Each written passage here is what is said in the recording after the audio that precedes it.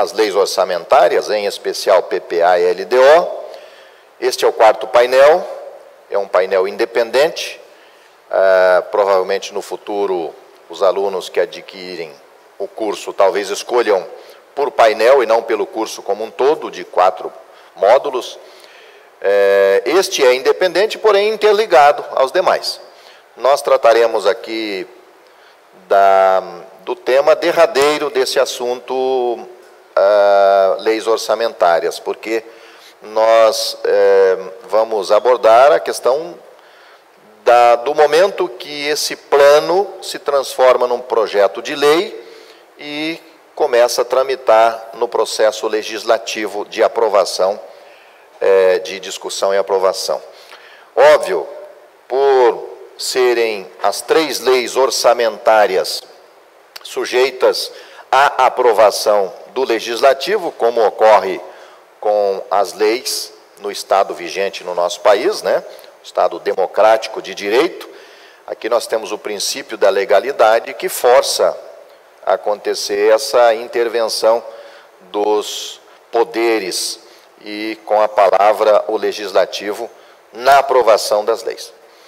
Planejamento orçamentário trata de planos, embora o primeiro é chamado de plano plurianual, mas não deixam de ser planos, porque você está planejando na LDO e na LOA, você está planejando o ano seguinte, enquanto que no PPA estamos planejando os 4 anos seguintes, que nós chamamos lá no Executivo de um mandato, ou uma gestão. No Legislativo nós chamamos de uma legislatura de 4 anos. O PPA não se limita a esses 4 anos do mandato no Executivo, da gestão no Executivo e nem na legislatura no Legislativo, mas ultrapassa, utilizando do 2º ano em diante e adentrando ao 1º ano do mandato ou da legislatura seguinte. Mas importa muito a quem esteja planejando agora, no caso da primeira peça, que é o PPA, como as outras 2, entender isso, que se trata de planejamento dentro do orçamento que nós desmembramos em receitas e despesas. Então, nós vamos tratar do nosso planejamento, a nossa ideia, a nossa intenção no município para arrecadar e para gastar, com a receita, com as entradas e com as despesas, que são as saídas. É muito importante essa análise macro disso, né? Nós sairmos agora do município e verificar, e até sair da questão técnica contábil, e verificar o universo disso. Essa é a nossa intenção hoje pela manhã, de fazer um resumo, de modo geral, com a seguinte indagação: quem sou, de onde venho, para onde vou? É muito importante, às vezes, nós viajarmos.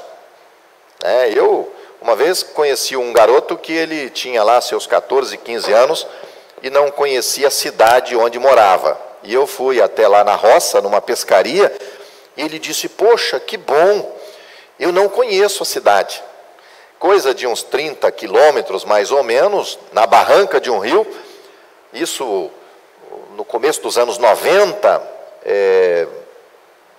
acho que até hoje ainda pode ocorrer isso em alguns lugares mais longínquos aí, em alguns redutos, e aquele garoto dizia para mim: poxa, eu não conheço a cidade do seu município. E eu disse: é verdade, você não conhece? Não.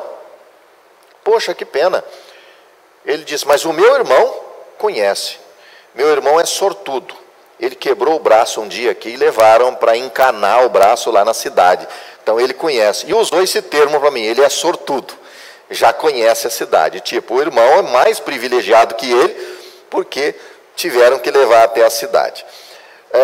O que isso tem a ver com o que nós vamos falar? É que muitas vezes você abaixa a cabeça para aquilo que está à sua frente, para a sua mesa, e a gente fecha o universo da nossa existência, da nossa sociedade e até dos fundamentos do que eu estou fazendo. Vocês já devem ter ouvido uma metáfora aí, uma historiazinha, sei lá, um mito, alguma coisa que alguém criou e que eu gosto muito, que numa pergunta ao construtor, né, alguém que estava ali assentando um tijolo, então perguntou: o que você está fazendo? Assentando tijolos.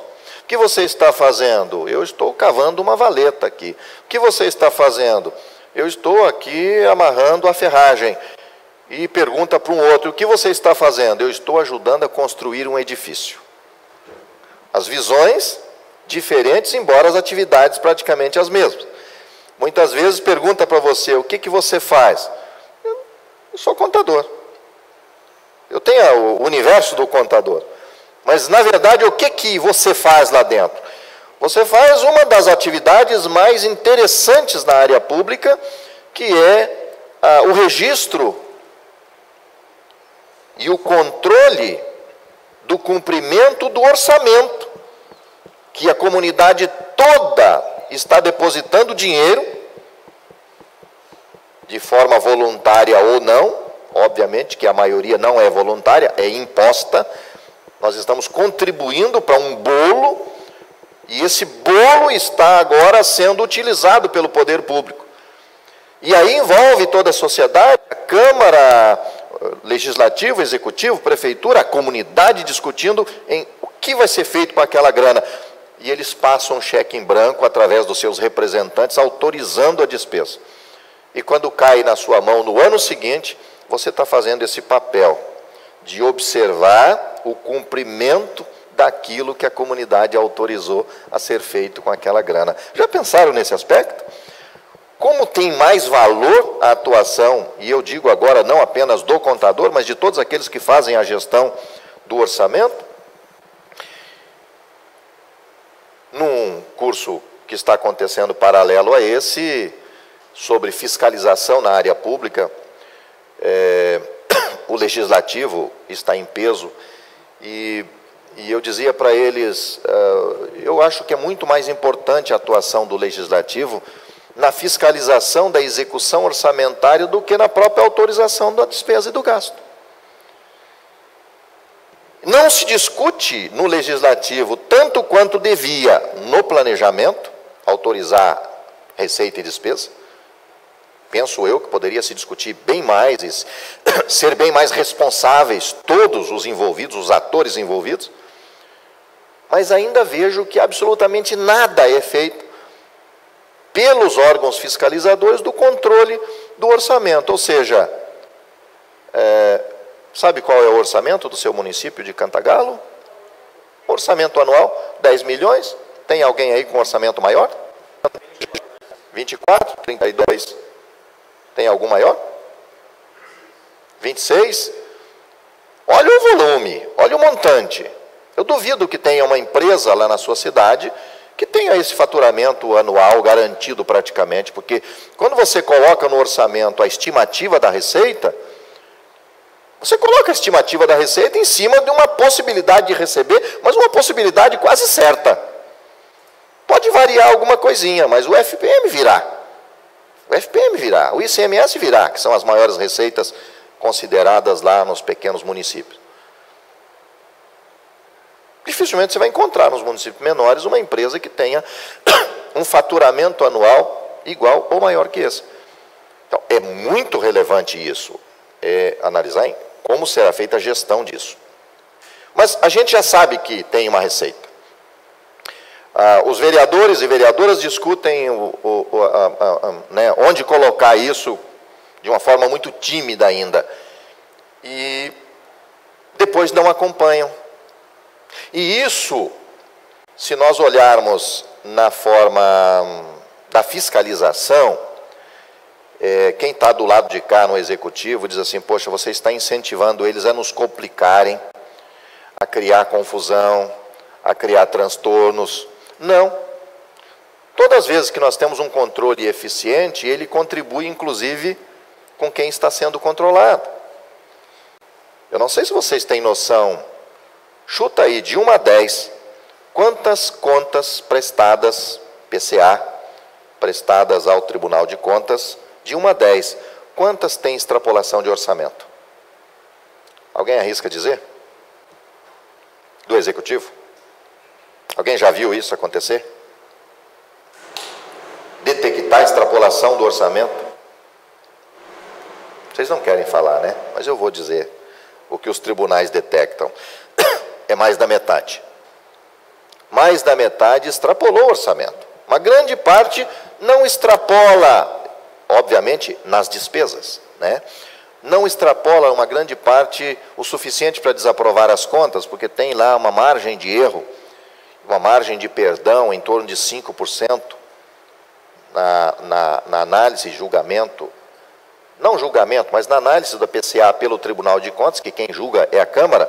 O Tribunal de Contas, geralmente, ele não emite um parecer pela desaprovação se for até 5%. Mas vocês não têm ideia da quantidade que extrapola. Por quê? Pela dificuldade de controle que tem. Não é por má fé. Não é porque isso. 5% então em 32 milhões, quanto é que dá? Me ajudem aí. 5%. Seria 10%, 3 milhões, 1,5 milhão. Não significa que o prefeito botou no bolso dele 1,5 milhão.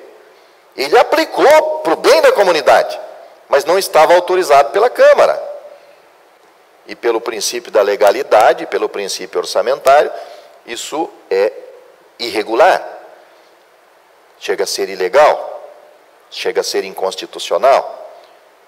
Mas não teve como ter um controle simultâneo. Eu sei do grande problema, que vocês têm de falta de estrutura para esse acompanhamento. Enquanto a gente está falando aqui, tem um pneu furando lá, que ninguém vai lá perguntar primeiro do empenho prévio para o borracheiro atender lá o pneu que furou.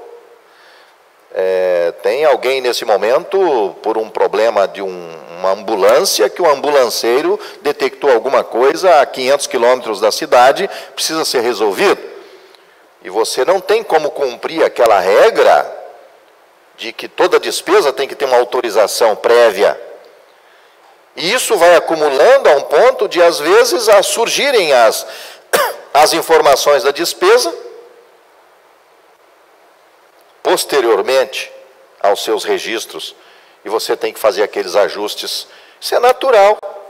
Todos entendem, inclusive os órgãos de controle externo sabem disso, que é assim. Que é muito difícil simultaneamente ocorrer. Para se ter uma ideia, Curitiba, capital do Paraná, 30 e tantos mil servidores tem, 8,7 bilhões à sua disposição para gastar. Ela ultrapassa de um ano para o outro, pior, de um mandato para o outro. Indicaram agora na imprensa aí que aqui restou de um mandato para o outro, que a oposição assumiu 200 milhões de despesas sem empenho, não empenhadas. Alguns dizem que é falta de gestão, outros dizem que é má fé, outros dizem que é isso, aquilo. Nós que vivenciamos isso, sabemos da dificuldade que se tem para cumprir rigorosamente na área pública, sobretudo no executivo, essas regras de empenhamento prévio. Vão surgindo despesas, vão aparecendo. Aí você diz, mas 200 milhões? É mais do que o orçamento maior que foi apontado aqui. Mas 200 milhões em cima de 8,7 bi, perceberam quanto é que deu isso?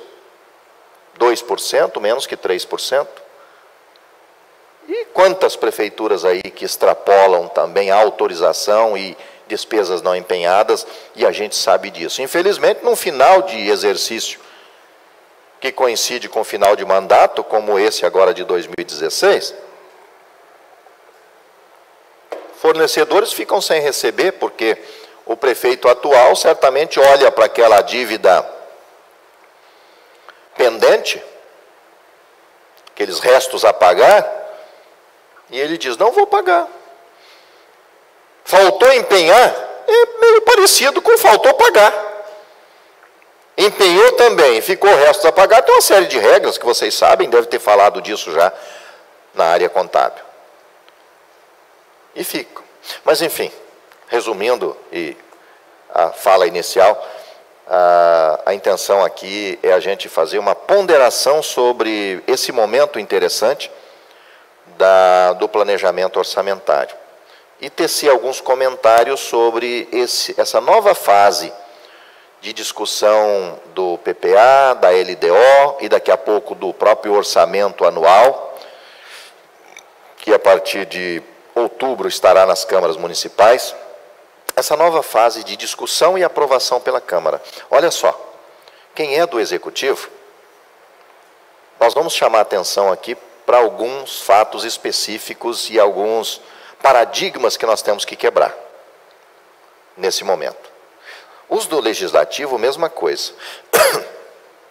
É que, às vezes, nós encontramos duas pessoas, antigamente era briga de duas famílias, mas ocorre muito briga de dois vizinhos, ou entre parentes, até entes queridos, entre concorrentes, e assim por diante, que ambos têm razão, e dão sequência a um conflito que poderiam entender as diferenças e dosar esse conflito.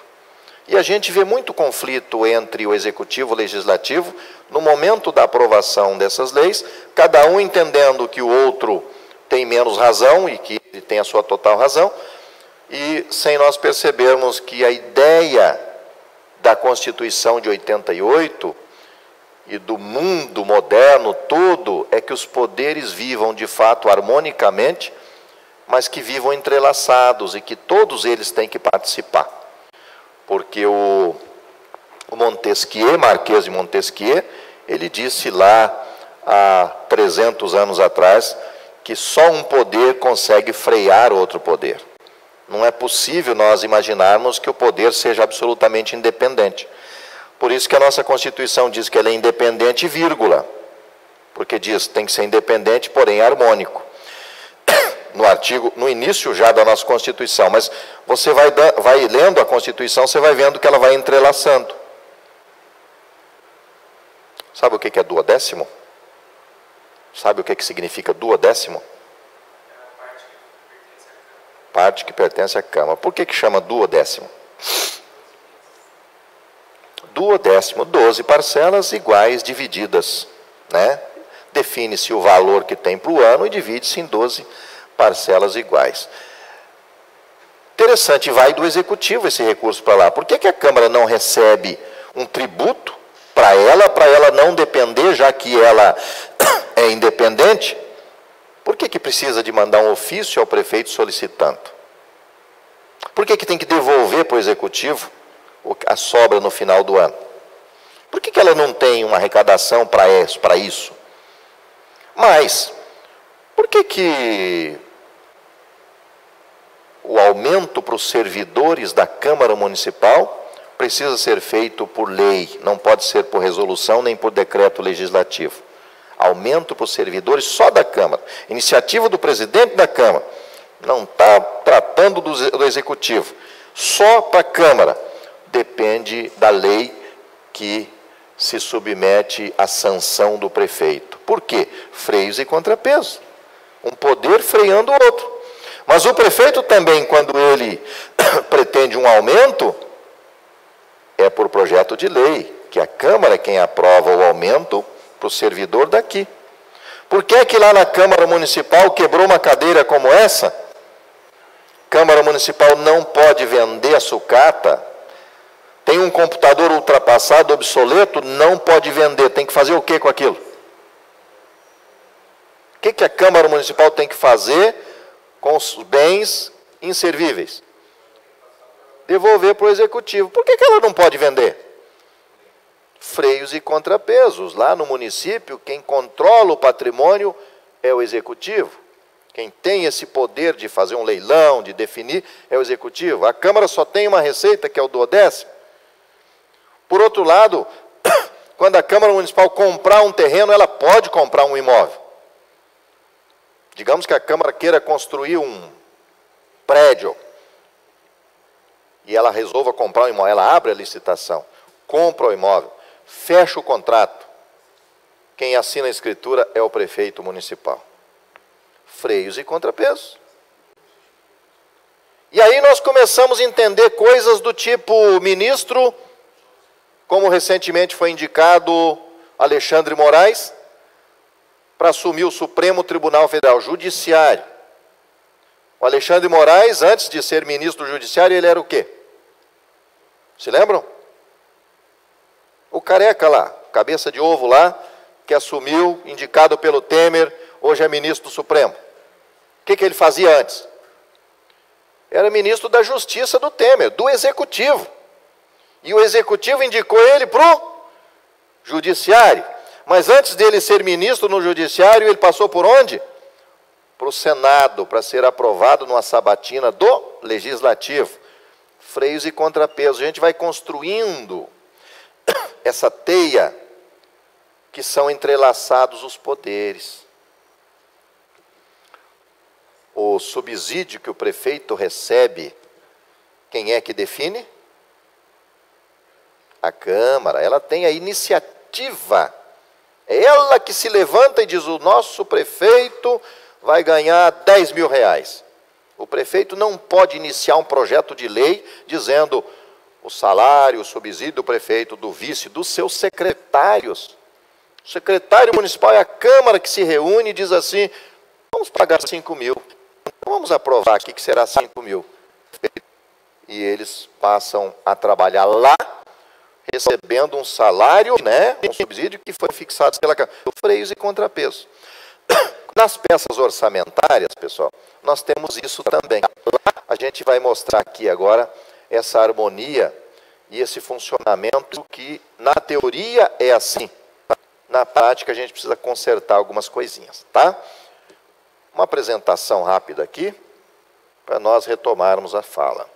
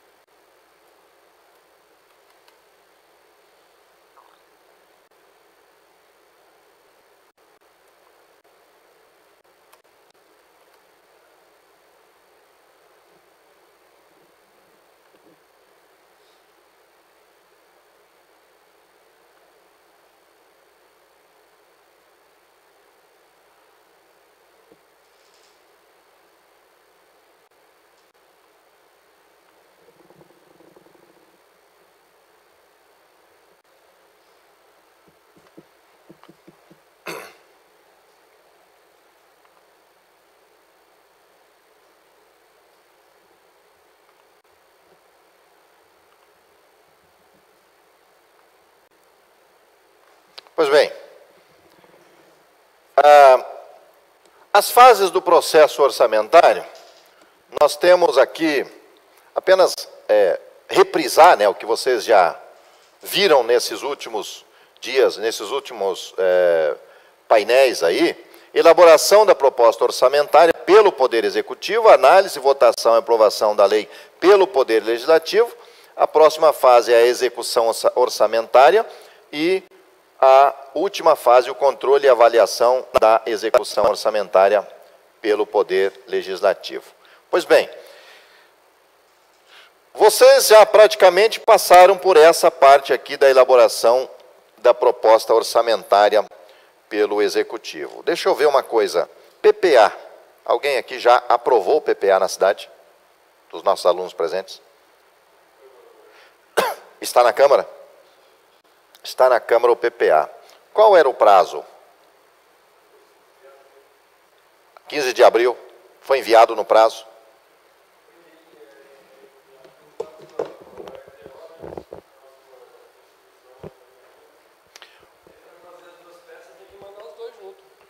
Em abril dizia na sua lei local que o prazo era para envio de ambos, do PPA e da LDO. Ah, pois é, tem município aí que está querendo construir o telhado primeiro e depois a base da casa, né? É invertido, não pensou. Peça para corrigir isso, sugira lá que eles corrijam isso na lei local, né? Naquela lei complementar que tem em cada município. Eu não tenho essa lei lá ainda. É interessante regulamentar com essa lei, informando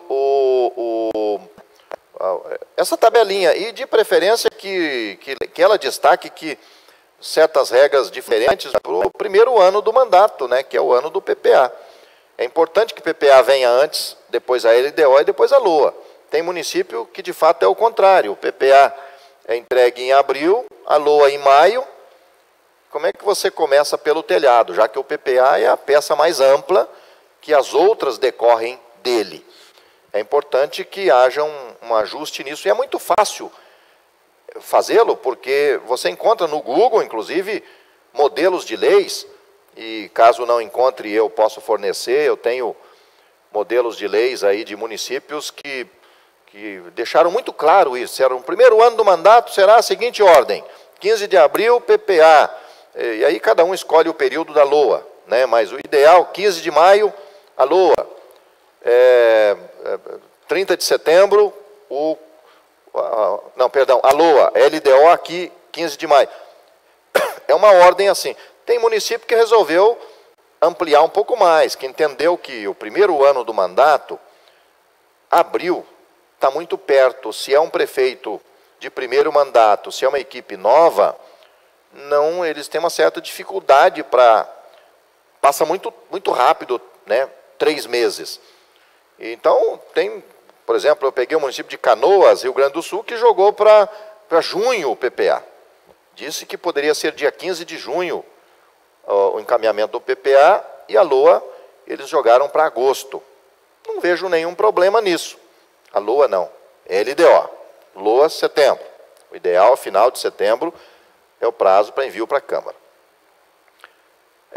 Gosto disso. Agora pergunto, algum de vocês aqui tem um prazo e não foi enviado ainda para a Câmara? Não foi cumprido o prazo do PPA? Não? Tem alguns municípios, eu ainda há pouco atendi um aluno aí nos corredores, que ele dizia isso. Dizia, olha, lá no meu município o prazo é 15 de abril e o prefeito não encaminhou até agora o PPA para nós. Num outro que me consultou há alguns dias, virtualmente, o aluno dizia assim: o prefeito encaminhou o PPA, beleza, mas atrasou a LDO. LDO seria 15 de maio lá no meu município, ele não nos encaminhou até agora.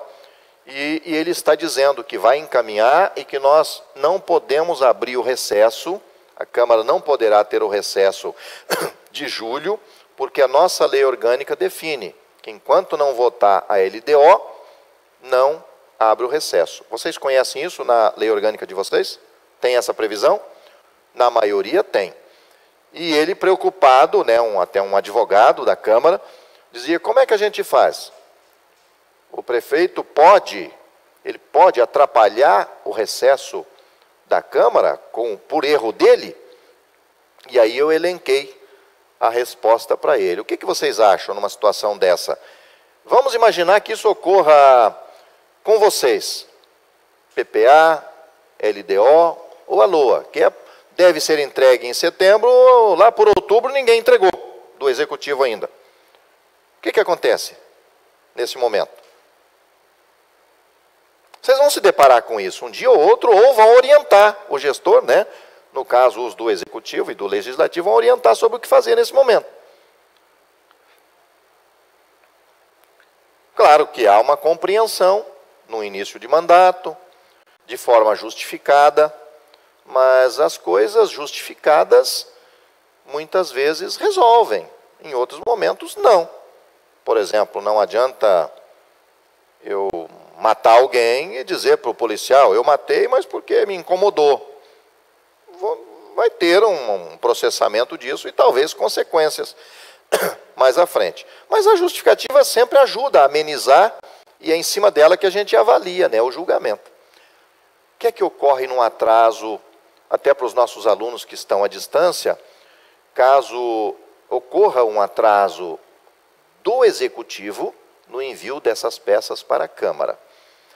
Primeiro, vamos comunicar a questão da Câmara Municipal. A Câmara ela não pode omitir-se, né, de tramitar e de votar o processo e nem desobedecer a lei orgânica que diz que ela não poderá interromper para o recesso. É uma ordem da lei orgânica. A lei orgânica não está dizendo, a não ser que o prefeito atrase, não, está dizendo que não tem recesso. Então, obedeça. A orientação é que a Câmara não diga, foi ele que atrasou, então a gente continua. A Câmara poderá ser penalizada, porque uma coisa é uma coisa, outra coisa é outra coisa. Um erro não justifica outro. Então, a Câmara Municipal, no caso de atraso, ela tem que fazer o seu papel. Existem municípios aí que lá em dezembro, o prefeito atrasou tanto o envio da lei orçamentária anual, que enviou no começo de dezembro, para vocês terem uma ideia. E a Câmara não conseguiu aprovar o orçamento e já encerrou no recesso dia 15. Abriu o recesso da Câmara e deixou o orçamento sem votar. Pode? Sob a alegação? Não. O Judiciário determinou que ela convocasse as sessões, tantas vezes quantas fossem possíveis, com pauta única de votação do orçamento. Porque o prejuízo é para a população. O que é que ocorre com a não votação de um orçamento, gente, de um exercício para o outro? Caso eu entre em janeiro do ano seguinte sem orçamento, qual que é a regra?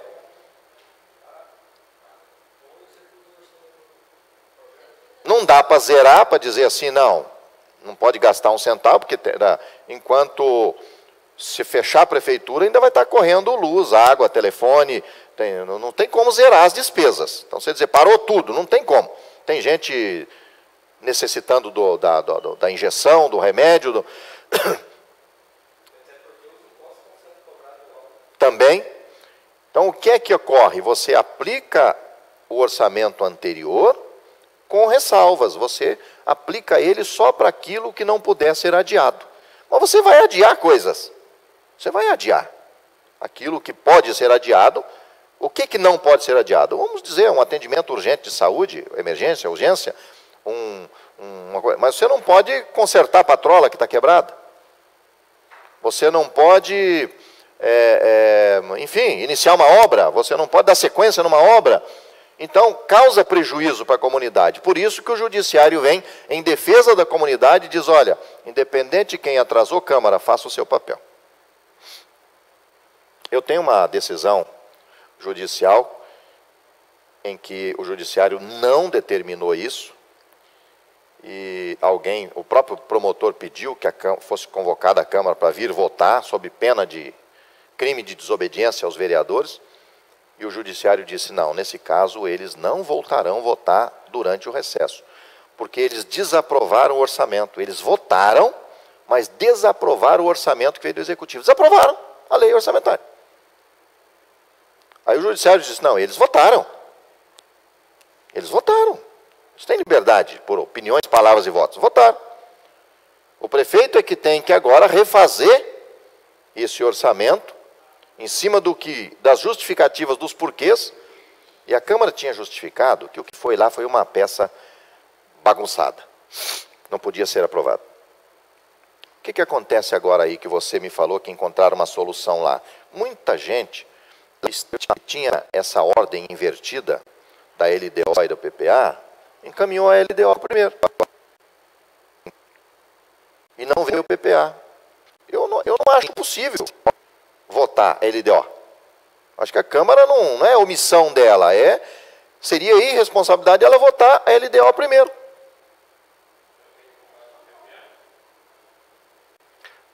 Por outro lado, num outro município me ligaram dizendo, doutor, aqui ocorreu o seguinte,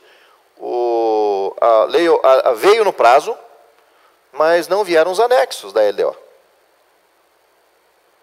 Como é que vota sem os anexos? O que a gente faz? Digo, oficia de volta e diz que não vai iniciar o processo legislativo, que não está valendo essa entrega sem os anexos. Como é que você avalia uma LDO só com uma folha dizendo que é LDO? Então, assim, ocorrerão esses episódios. A Câmara não poderá, desobedecer a lei orgânica. Por outro lado, eu respondo ao colega dizendo, então avise ao prefeito que a Câmara, infelizmente, tem que obedecer e vai abrir mão do recesso e votar durante o período do recesso. Mas que se ele atrasar muito para encaminhar, ou se vocês quiserem, com o atraso dele, que já aconteceu, vocês podem adotar 3 caminhos danosos para ele. Primeiro caminho, representá-lo junto ao Tribunal de Contas. Uma representação junto ao Tribunal de Contas por desobediência aos prazos da agenda de obrigações. E no final, provavelmente virá uma multa pecuniária contra ele. Este resultado não gera desaprovação de contas, não gera outras coisas. Gera multa, aplicação de multa ao prefeito. Pois bem, segunda opção que a Câmara Municipal tem, ela vá até o promotor da comarca e denuncie o prefeito por essa desobediência à lei orgânica e à lei local que deu prazo, que definiu o prazo do envio. Com base nisso, o promotor provavelmente vai escolher, dependendo do entendimento, ou improbidade administrativa numa ação civil pública, por omissão, que é cabível. A improbidade administrativa, ela não é só por ato irregular, mas por omissão também. Ou o promotor poderá enquadrá-lo num crime de responsabilidade. Ele não atendeu à ordem legal da Constituição. Esse seria o segundo canal e o segundo risco para o Executivo. Agora, o risco complicadinho também para o Executivo, e que eu imagino que ele não gostaria de ter, é este risco aqui. Que numa determinação legal, nessa lei de 1967,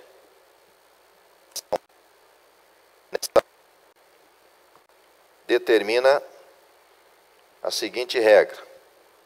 Artigo 4º do Decreto-Lei 201/67. Artigo 4º.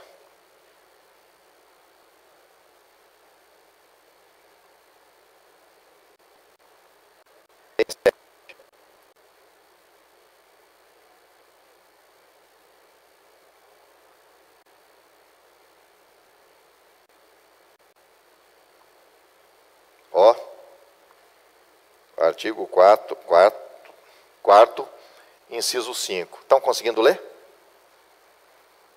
Deixar de apresentar à Câmara no devido tempo e em forma regular a proposta orçamentária. Com este ato, ele está sujeito a quê? Não. Cassação do mandato pela Câmara por infração político-administrativa. Basta ter 6 votos na Câmara de 9. 2/3 numa Câmara de 9 dá 6. Basta isso. E está acontecendo pelo país isso. O Judiciário não virá em socorro do prefeito. Se nesse processo atendeu a forma regulamentar de processar, prevista no próprio Decreto-Lei 201 ou no regimento interno local, e deu direito de defesa ao prefeito, ao final o Judiciário não anula essa cassação e o prefeito, além de ser cassado, fica inelegível por 8 anos. Gente, olha a gravidade disso. Eu, às vezes, apresento em forma de terrorismo isso para os prefeitos, para o Executivo, e em forma, às vezes, até de incentivo para a Câmara Municipal. Podem entender que é isso, mas não é. O que nós fazemos é esclarecer os riscos que existem e as possibilidades que existem. Essa cassação por infração político-administrativa, olha aqui. Olha o inciso 3. Do mesmo artigo. Desatender sem motivo justo as convocações ou os pedidos de informações da Câmara. Aquele pedido de informação, eu quero cópia da licitação tal. Quero cópia do empenho tal. Quero saber sobre como contratou com a empresa.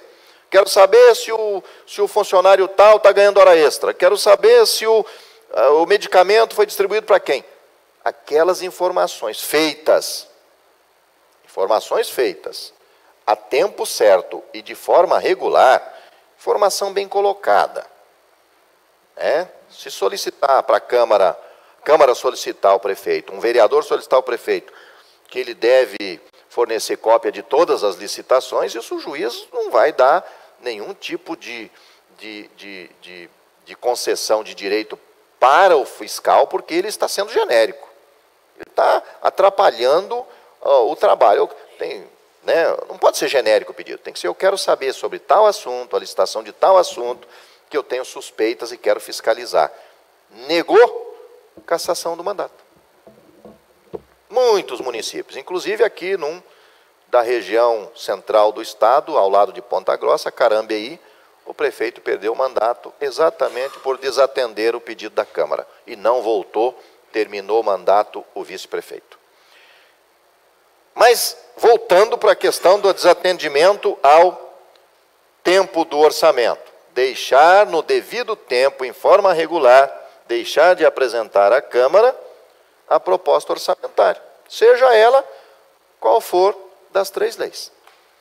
Bom,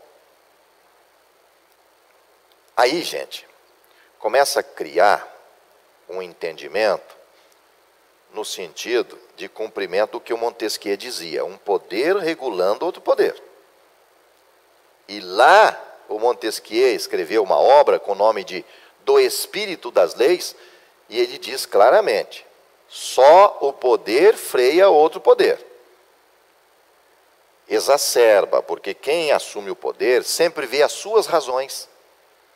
É do tipo nós pais ou avós, né? Eu sou pai. E os meus filhos agora que são pai, que começam a entender por que é que eu não fazia o que eles queriam.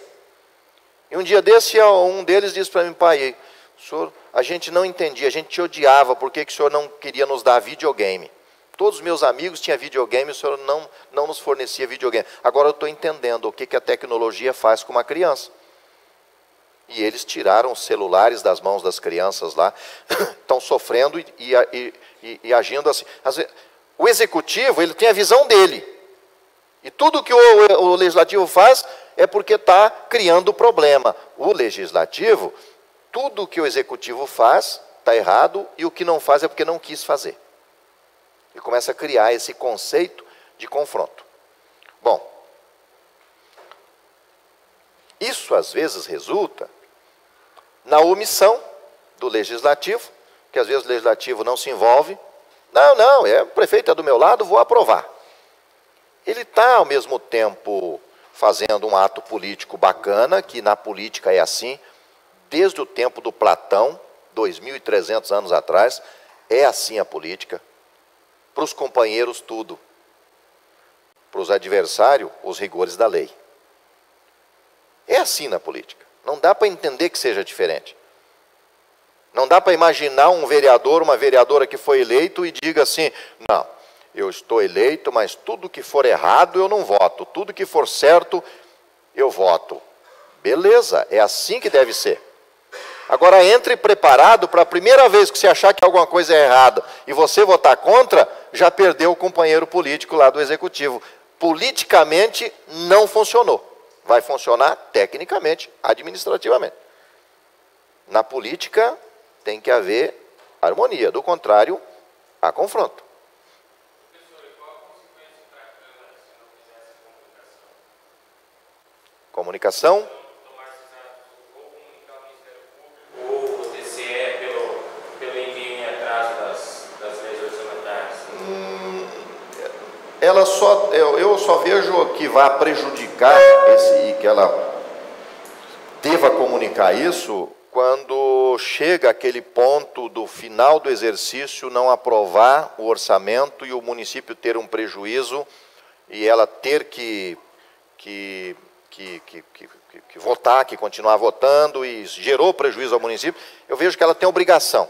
Essas peças iniciais, a LDO e o PPA, não vejo uma obrigação de denúncia, porque ali o que está prejudicando até aquele momento é só a interferência entre os poderes. Vamos ver se eu me expressei bem. Aqui no meio do ano, por que a Câmara pode até caçar o prefeito? Porque o prefeito não está cumprindo, está desrespeitando a atuação do outro poder. E aí não gerou prejuízo para a população. Mas houve uma desobediência do prefeito à lei. Então, por isso que o Judiciário, o Tribunal de Contas, pode se envolver.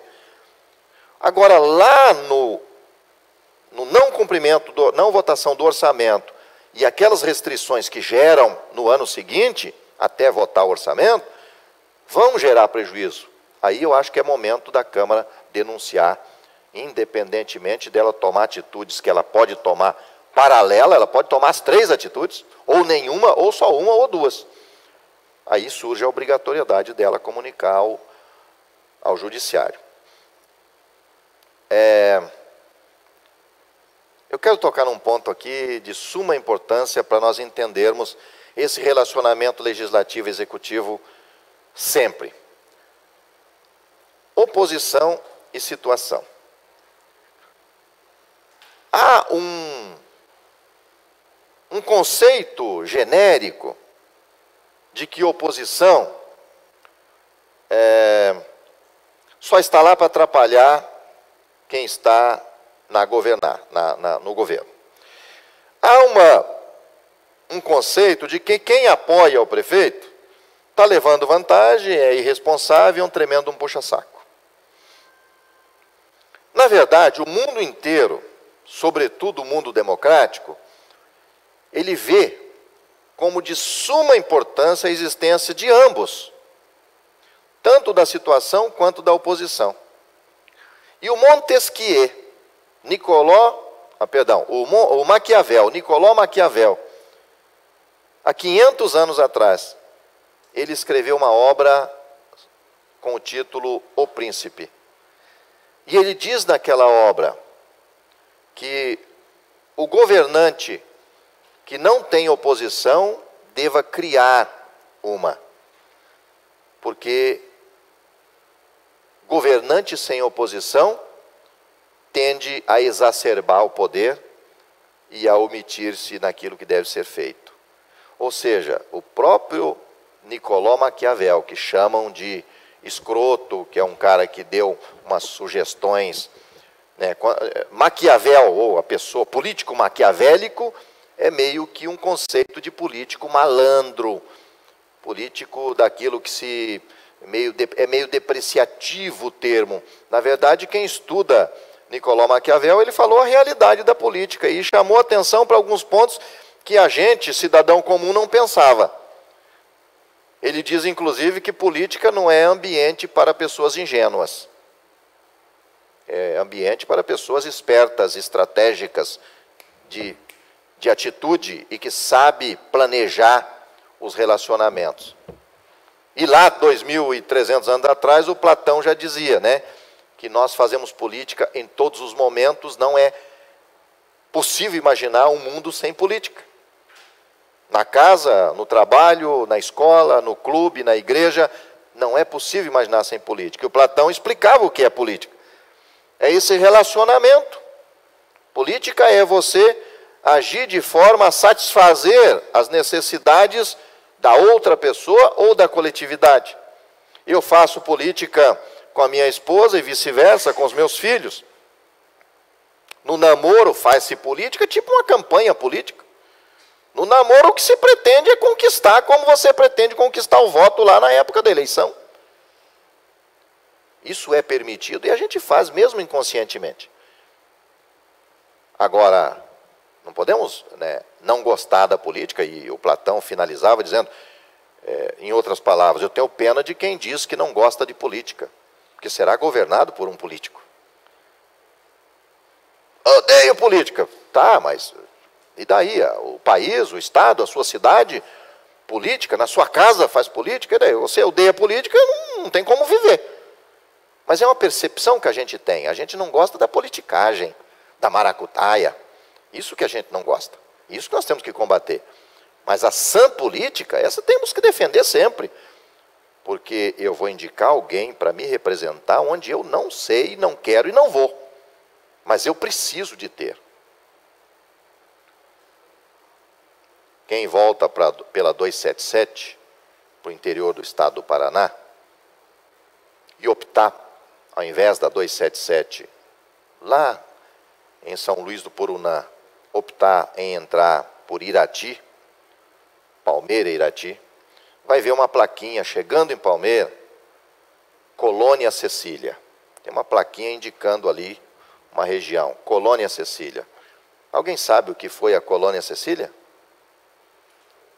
Colônia Cecília foi o reduto dos anarquistas no Brasil, onde eles tentaram construir um país anarquista. E veio um líder italiano, e ele, mais um grupo de pessoas, implantaram ali e viveram. Cliquem no Google, tem livros a respeito, livro grosso inclusive, mas cliquem no Google e perguntem lá, Colônia Cecília, ou anarquistas no Brasil. Sabe o que eles pensavam? Alguém já ficou sabendo quem são os anarquistas? Qual a ideia dos anarquistas? É não ter governo. É cada um ter o bom senso suficiente para gerir a sociedade. Viver em sociedade, cada um respeitando o direito do outro e compartilhando com o outro. Pergunta quanto tempo levou. E esse movimento foi mundial. Movimento mundial. Tentaram sair pelo mundo criando isso. Pode ler a história. Aqui no Brasil, o cara implantou. Terminou na miséria, doenças, mortes e descontroles de vários tipos. Os homens podiam ter 2 mulheres. Descontrole de todos os tipos. No final da história, todos trabalhavam e colocavam o dinheiro numa caixinha. E na medida que alguém precisava, ia lá e pegava na caixinha o dinheiro. Não tinha controle sobre nada. A moral da história. Um deles levou a caixinha inteira embora. Está lá escrito na história. Imagina que dá para viver sem governo. Esse cara voltou para o país dele, terminou a vida dele com outras ideias na cabeça que abandonou, do tipo, tentei e não deu em nada. Isso ocorreu exatamente no momento que nós estávamos, final dos anos do século XIX, quando nós estávamos proclamando a República no Brasil, eles estavam aqui com essa ideia do anarquismo. A República foi proclamada em 1889, nesse momento existia essa colônia ali. Tem lá, inclusive, o museu e a história, e você fica sabendo porque faz parte do nosso país brasileiro. Democracia é o que nós optamos. E democracia, 3 poderes são independentes, mas a gente consegue participar. Pois bem, eu vou falar rapidamente então dessa participação, que não envolve só os 2 poderes, mas que agora nas leis orçamentárias a gente está aprendendo a ter. Vou aqui no artigo 33 da LRF, a Lei Complementar 101, vamos encontrar aqui no artigo 33 a seguinte colocação.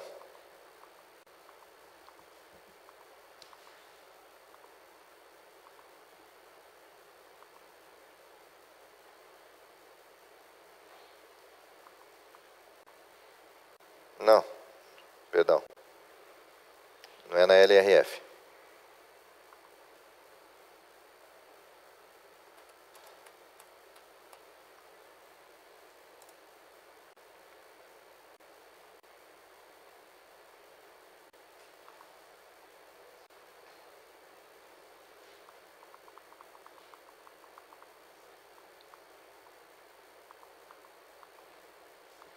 Sou meio complicado com números.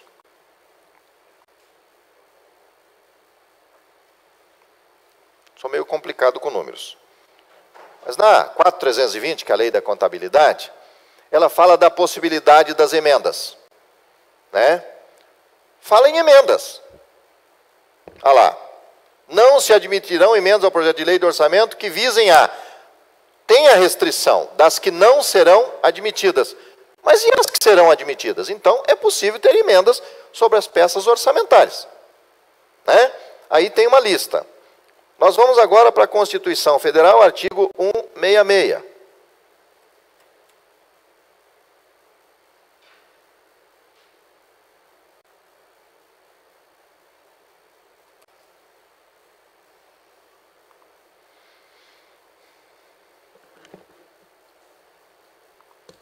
Constituição, artigo 166.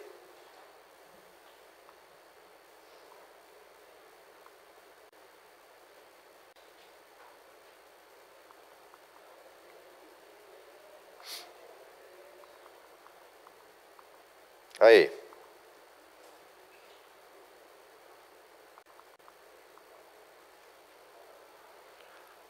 Olha lá, parágrafo 2º. As emendas serão apresentadas na comissão mista. Fala de emendas. Parágrafo 3º. As emendas ao projeto de lei do orçamento anual e aos projetos que modifiquem somente poderão ser aprovadas caso. Então, elas podem ser aprovadas. Após o intervalo, a gente vai entrar nessa análise das emendas. Mas falaremos também dessa falha que, às vezes, o Legislativo comete antes da preparação da lei orçamentária anual e até antes da preparação da LOA e da LDO. O Legislativo deveria indicar ao Executivo o que o Legislativo gostaria que constasse na peça, porque a peça orçamentária, as 3 peças, são de iniciativa exclusiva do Executivo. Mas elas comportam também o Legislativo, não é verdade? Não está no mesmo orçamento, não tem uma unidade que é o Legislativo? Como é que o Legislativo vai fazer depois, então, se o prefeito foi quem propôs e encaminhou para cá as despesas do Legislativo? E a independência dos poderes? Por que a peça veio constando despesas do Legislativo se o Legislativo não se manifestou ainda a respeito? A gente vai voltar um pouquinho até antes da Prefeitura encaminhar as peças, tem que já começar a ver, e a lei fala sobre essa atuação. Ela fala que 30 dias antes, o Executivo tem que comunicar ao Legislativo para que o Legislativo se manifeste sobre o que ele quer que conste no projeto de lei. Muitas vezes chega toda uma discussão de emendas aqui, faz uma briga tremenda, porque não discutiram antes aquilo que a lei já previu, que tinha que não apenas discutir, mas aparecer por escrito, formal, para o Executivo evitar o conflito aqui na frente. 15 minutos de intervalo, a gente volta.